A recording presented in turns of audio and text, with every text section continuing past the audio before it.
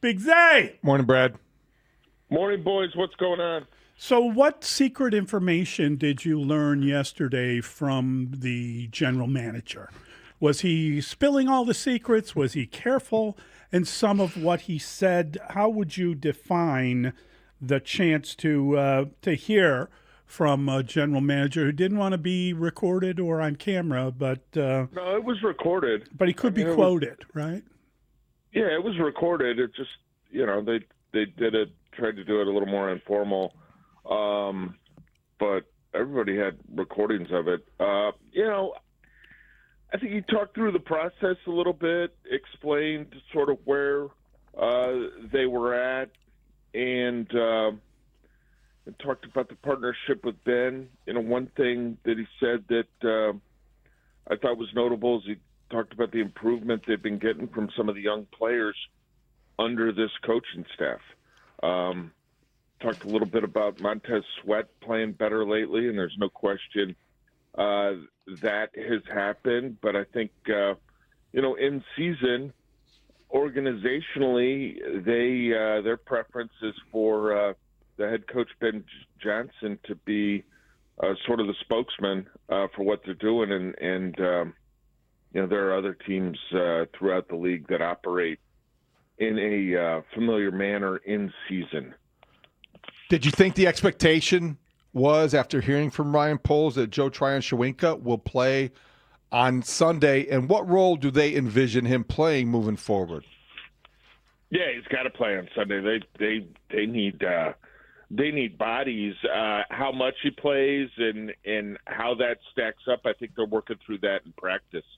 He was out there yesterday for the first practice of the week. Obviously, he'll be on the field this afternoon, and he's got to get through the walkthroughs, right? Try to pick up exactly what they want him to do. But yeah, I certainly see him being a part of the game on Sunday, no question about it. Yeah, he said he loves his effort, the motor, the range, but he also kind of talked about the idea that was more off the tape from Tampa because he didn't play a lot. I think he had 31 snaps with the Browns. Yeah. So he had 60 some odd snaps, I think, on special teams in Cleveland. But yeah, you go back to what he did in Tampa, and you kind of lean on that a little bit. You understand the guy was drafted in the first round, albeit 32nd, for a reason, because of some of the traits that he has, and he just hasn't put it all together yet to play at that level where you look at him and you say, this guy is a surefire starter or anything of that nature. The Bucks moved past him. He had a 5-sack season there. I think he had a pair of 4-sack seasons. Listen, if the Bears could get 4 sacks out of this guy the remainder of the way, they'd take that in a heartbeat. According to the transcript, Brad, when Ryan Poles was asked for an evaluation of Caleb in the offense so far, he answered, I'm not going to get into that today. I think we can all say our head coach has done a great job confirming what or where he's at. Why do you think he wasn't more specific? Why was he shying away from taking an opportunity to really pump up his quarterback in the first half of the season he's had? I'll go back to what I just said. I think, they want to operate in season with the head coach as the face of the organization, as the guy that's going to be the public facing person, and so that's probably why he tried to keep things focused to Tryon, the trade deadline, and where they were at that moment. I don't think it's not him. It's not any level of disappointment in Caleb or anything like that. It's just, and again, there are. The Bears have tried to operate this way in the past. This isn't anything new, and there are other teams where, you don't even see the general manager. But Dave, there are teams that won't even make the general manager available I in suppose. season for the very same reason.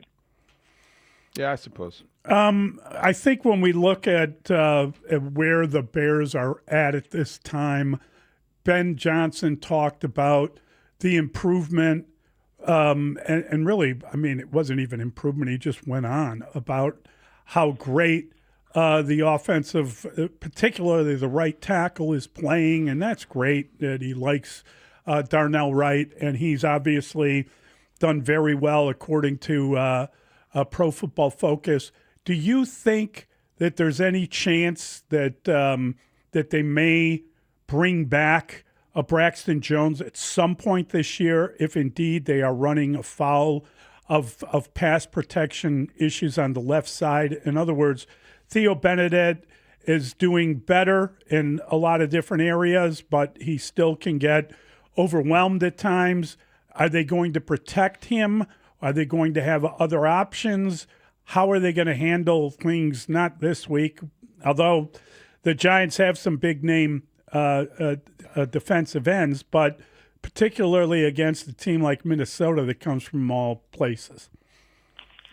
Whoever they've got at left tackle, they're going to have a plan to account for the opponent that week in terms of chip help or slide protection, or what did we see recently? Maybe not so much against Cincinnati, but saw a lot of instances of the quarterback rolling out of the pocket, moving it to the right, moving it away from that left tackle. I think no matter who is playing at left tackle over the remainder of the season, they're going to have to be calculated in what they want to do offensively, specifically what they want to ask that left tackle to do, and then, okay, on what occasions are they going to try to get him some help, and in what instances are they going to ask him to hold up one-on-one solo blocking? So Braxton Jones is a possibility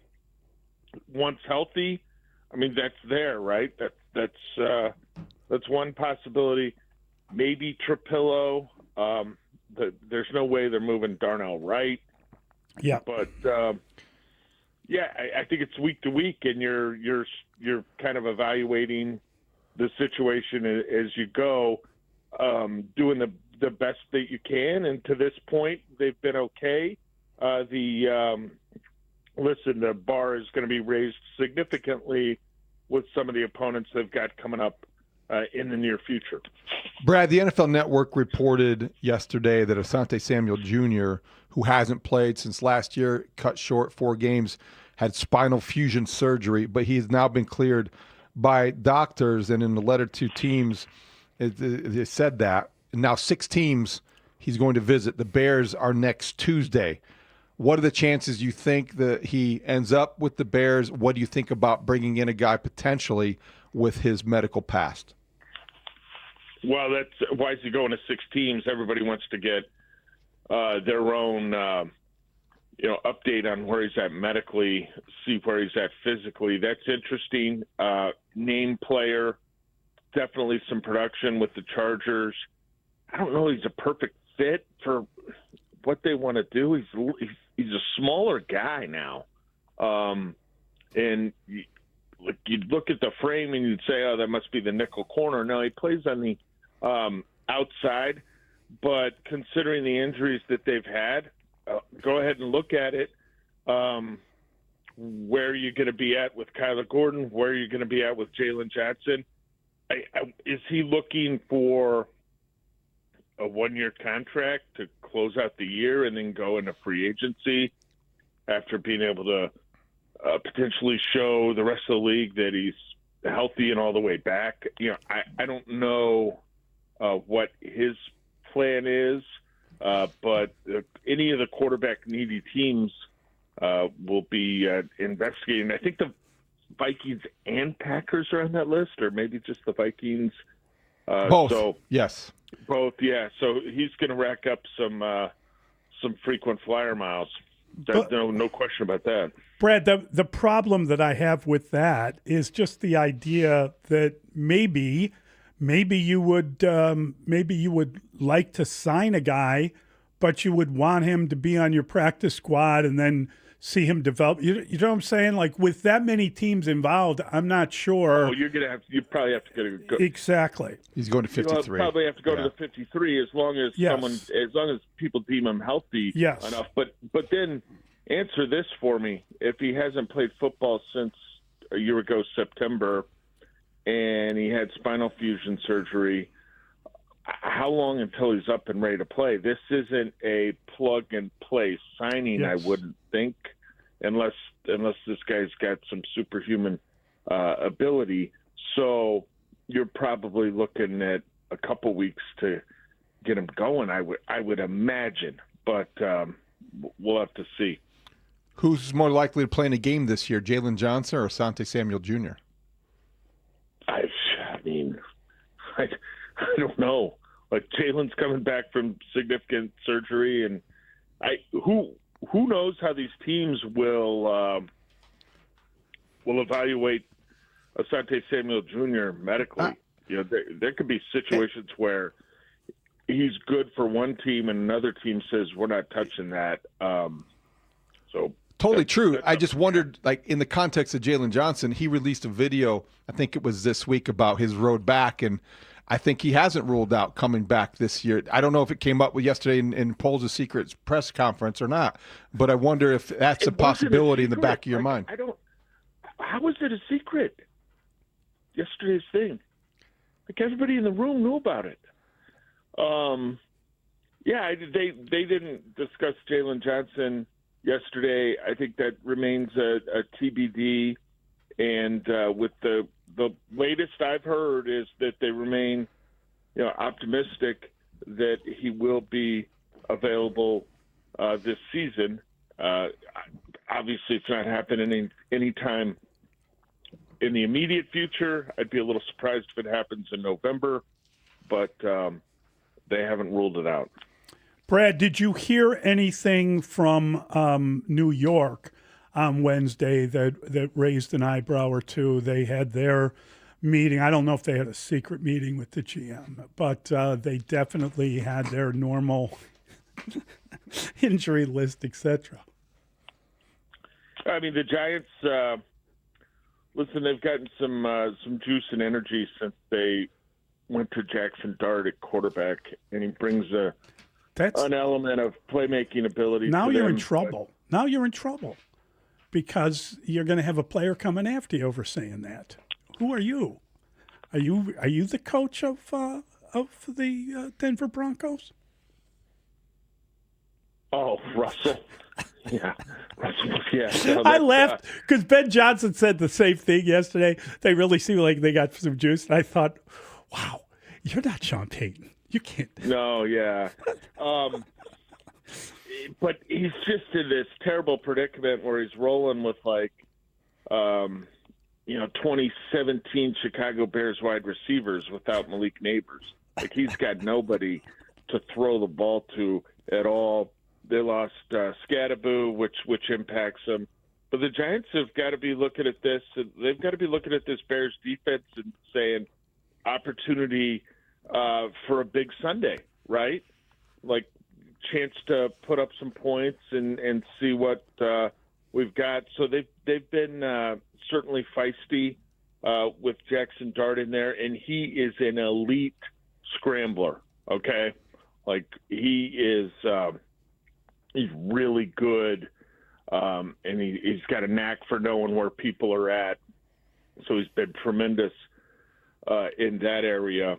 But they got to look at this Bears defense right now and feel like it's a get-right opportunity for him. Especially if TJ Edwards is compromised, Brad. Are you hearing anything about how long he might be out because he didn't practice? There's a concern because he finished the game wearing a club on his hand, I believe, that could be something that keeps him out for a little while. And they're a different defense without him, no question about it. Yeah, that's one to keep an eye on with the injury report that came out yesterday. And I would think he could play with something on his hand. What kind of caught my eye is that he was listed with hand and hamstring on the injury report. And as we all know, the hamstring is what troubled him earlier this season. But we should get a better indication of things today. I don't expect Roma Dunze to miss this week. I think just kind of a rest day yesterday. A good sign that DeAndre Swift is trending back toward being out there. He was limited. Cole Kmet limited in practice, coming off the concussion. So they've got some guys moving in the right direction on that injury report. But yeah, TJ's availability is significant because you're absolutely right. The numbers aren't good now, but they were really troubling in some areas in that time that he missed. This segment with Brad Biggs is sponsored by Estwing Professional Tools, made in the USA for over 100 years. Estwing.com. Not to be confused with the Jets. The Giants didn't trade away their team or try to get rid of every player left standing. What was your takeaway from their? What has the reaction been to their lack of trading or bringing in or whatever? Well, I mean, you've got a GM and a head coach that are certainly under fire, right, in New York, and maybe hoping that they can get something going here with Jackson Dart. Again, that Dart's been all right. This defense has been just really underwhelming this year for the Giants, and I don't think anybody expected it to be top 10 like some people thought the Bears would be, but they've got some massive investments on that defensive line in New York, and it just hasn't worked. Like they're 23rd in the league in sacks per pass attempt, and that's with Brian Burns, that's with Dexter Lawrence, that's with Abdul Carter, top pick in the draft. That's with they've still got Kayvon Thibodeau. Like they can't get after it. Well, it's hard to get after the quarterback when you can't stop the run a lick, and that's this team as well. So it has been a really bad defense, tied for 30th in the red zone. Like, you know, they don't even put up a flashing yellow when opposing offenses get in the red zone. It's been straight to the end zone.